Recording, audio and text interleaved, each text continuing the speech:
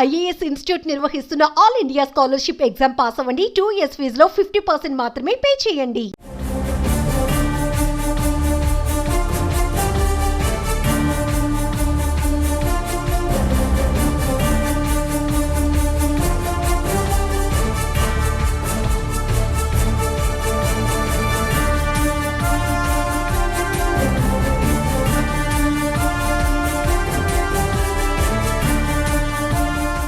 శ్రీకాకుళం అంటేనే సైనికులు ఎక్కువగా ఉండే జిల్లా. డిఫెన్స్ లో చేరేందుకు అక్కడి యువత ఎక్కువగా ఆసక్తి చూపెడతారు.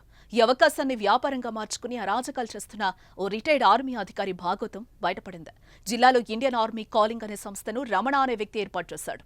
నిరుద్యోగులకు ఆర్మీలో ఉద్యోగాలు ఇప్పిస్తానని, శిక్షణ ఇస్తానని ప్రకటనలు చేస్తూ నిరుద్యోగుల నుంచి లక్షల్లో డబ్బులు వసూలు చేస్తున్నాడు. ఇక అక్కడ ట్రైనింగ్ లో నిరుద్యోగులను చిత్రహింసలకు గురి చేస్తున్నాడు.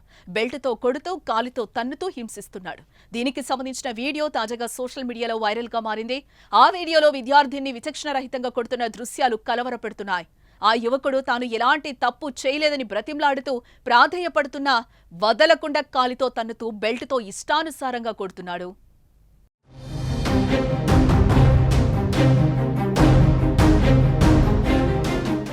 రమణ పైశాచికం ఇదే కాదు, గతంలో కూడా ఆయన తీరుపై చాలా విమర్శలే వచ్చాయి. ఉద్యోగాలు రాలేదని అడిగిన నిరుద్యోగులపై కూడా ఇదే రకంగా దాడులు చేస్తారనే ఆరోపణలు సైతం ఉన్నాయి.